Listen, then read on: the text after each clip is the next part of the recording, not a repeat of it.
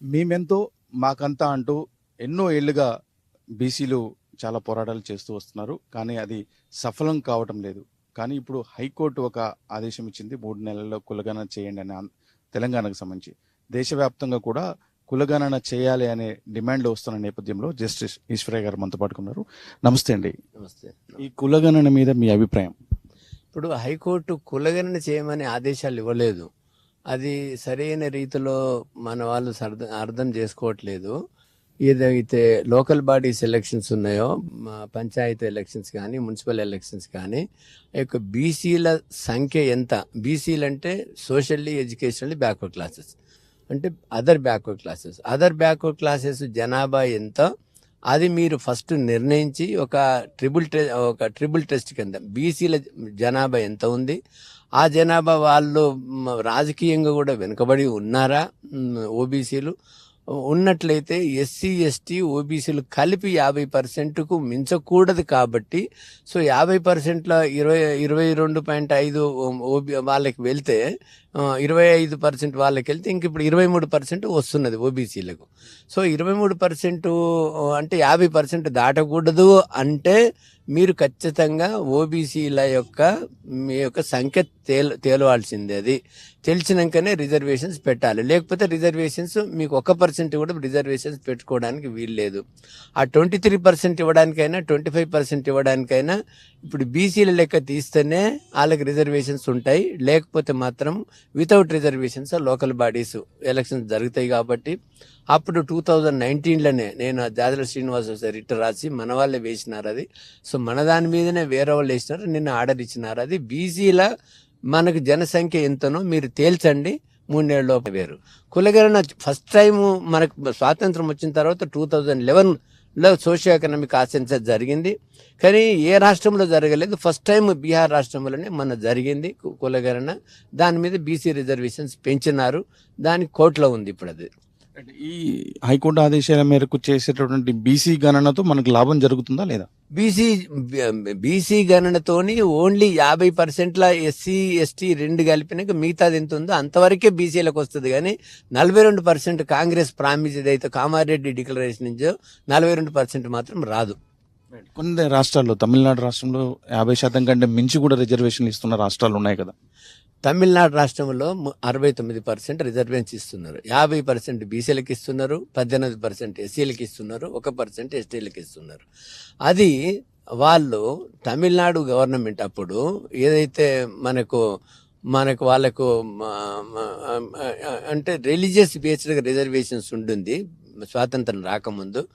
అది ఆ కేసు స్వాతంత్రం వచ్చిన తర్వాత కొట్టేసినారు. కాబట్టి ఒక పెద్ద ఉద్యమం జరిగి వాళ్ళు ఒక రిజర్వేషన్స్ యాక్ట్ తెచ్చుకున్నారు. వాళ్ళు తెచ్చుకొని దాన్ని కేంద్ర ప్రభుత్వం వాళ్ళతో మంచిగా ఉంది కాబట్టి అప్పుడు సెంట్రల్ క్యాబినెట్ కూడా అప్రూవ్ చేసి సెంట్రల్ లోక్సభలో రాజ్యసభలో ఆమోదిస్తే షెడ్యూల్ 9లో పెట్టినారు. ఏది Indra Sawhney versus union of India 1992లో ఏదైతే జడ్జిమెంట్ వచ్చిందో అంతకంటే ముందే 69% రిజర్వేషన్స్ ఇంప్లిమెంట్ చేస్తున్నారు. కాబట్టి కోర్టుని దానికి ఏమి టచ్ చేయకుండా అవి అట్లనే జరుగుతూ ఉన్నాయి. 9th షెడ్యూల్లో ఉన్నది కాబట్టి 9th షెడ్యూల్లో ఏ రాష్ట్రం యొక్క స్టేట్ రిజర్వేషన్స్ 9th షెడ్యూల్లో చేర్చబడలేదు ఎక్సెప్ట్ తమిళనాడు. కాబట్టి వాళ్ళకి 69% ఇప్పటి వరకు అమలు అవుతా ఉన్నాయి.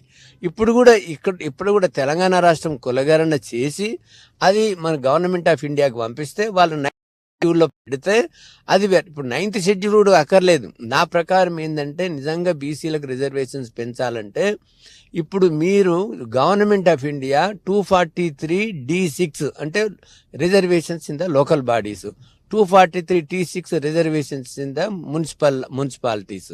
ఇప్పుడు ఎస్సీ ఎస్టీలకు జనాభా ప్రాతిపదిక మీదుగా ప్రమోషనేట్గా వాళ్ళకి రిజర్వేషన్స్ ఉన్నాయి లోకల్ బాడీస్లో. బీసీలకు కూడా రాష్ట్రాలు చేసుకుంది కాబట్టి ఏపీ పంచాయతీరాజ్ యాక్ట్ 1994 చేసినారు.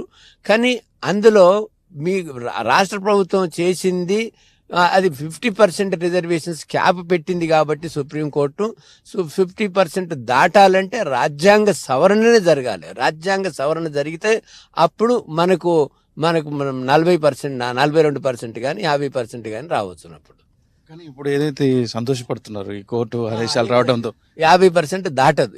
ఆర్డినెన్స్ తెచ్చినా చెల్లది, ఏం తెచ్చినా చెల్లది. మళ్ళా రాజ్యాంగ సవరణ తప్ప, రాజ్యాంగ సవరణ జరగాలంటే ఫస్ట్ బీసీ జనగణన స్టేట్ లెవెల్లో జరగాల, మొత్తం దేశం లెవెల్లో జరగాల. దేశం లెవెల్ జరిగి ఏ రాష్ట్రంలో ఎంత బీసీలు ఉన్నారో ఆ ప్రపోర్షనట్ ఎస్సీ ఎస్టీ లాగా వీళ్ళకు కూడా ఇవ్వాలని రాజ్యాంగాన్ని సవరిస్తే, ఆ యొక్క ఆర్టికల్ 243 D6 T6 సవరిస్తే అప్పుడు రిజర్వేషన్స్ ఇప్పుడు ఉన్నదానికంటే ఎక్కువ 50% దాటడానికి ఆస్కారం ఉంటుంది. 42% ఇస్తాను కాంగ్రెస్ ఒక మేనిఫెస్టో పెట్టుకుని హామీ ఇచ్చింది కదా, దాన్ని ఎట్లా చూడాలి? అది 42% చట్ట ప్రకారం జరగదు. కానీ ఇప్పుడు ఒకటి గ్రామ పంచాయతీలో పార్టీ పరంగా జరిగేవి.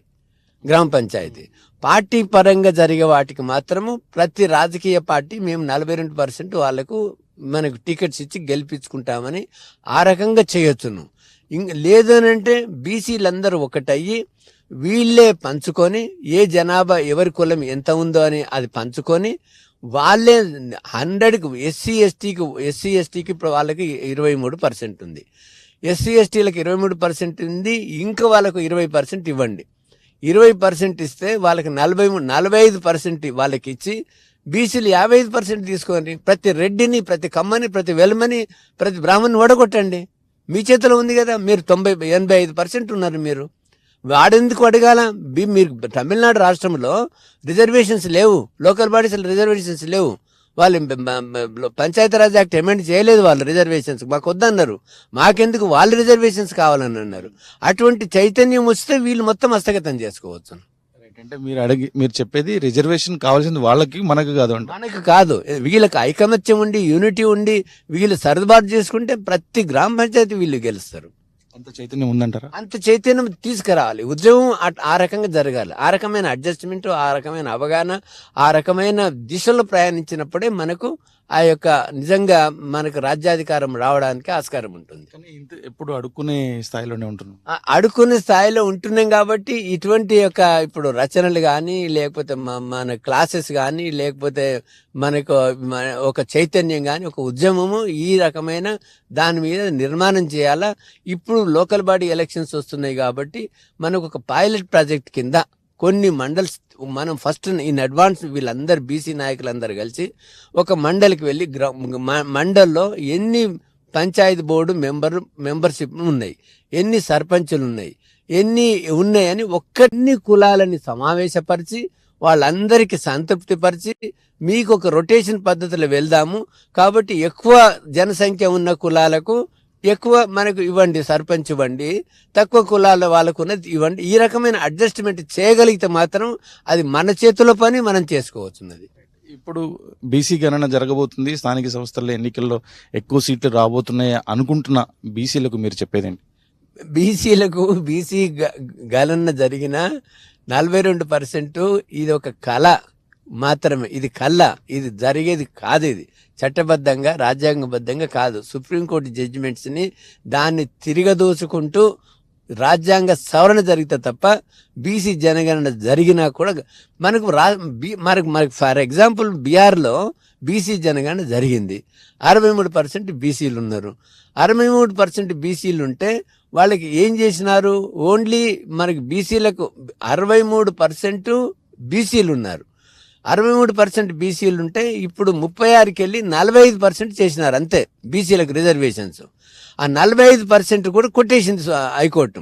ఎందుకంటే 45 ప్లస్ ఎస్సీ ఎస్టీలో వచ్చేవరకల్లా 63 అవుతుంది, 50కి దాడుతుంది, 13% ఎక్కువ ఉందని కొట్టేసినారు. అది ఇంకా కావాల్సిందంతా రాజకీయ నాయకుల చేతిలో ఉంది. వాళ్ళు కేటాయిస్తే ఇవ్వచ్చు, పార్టీల ప్రకారం ఇచ్చుకోవచ్చు. అది చివరిగా బీసీలందరి ఐక్యత కోసం మీరేం చెప్తారు?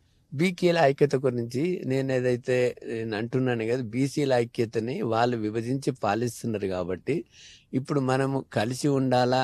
మనకు నిజంగా మనకు వచ్చే హక్కు మనకు రావాలా, ప్రాతినిధ్యం మనకు రావాలంటే, మన కులాలు కూడా అభివృద్ధి చెందాలంటే అసలు ఇది ఎవరిదో మనం కాబట్టి మనం దోసుకోకుండా ఉండడానికి మనం చేయగలిగింది ఏంది అని అంటే మనం ఎంతో మన వాటా మనకంత అనేది వాళ్ళ ప్రతి ఒక్క వ్యక్తికి చైతన్యపరచాలి, అవగాహన పరచాలి.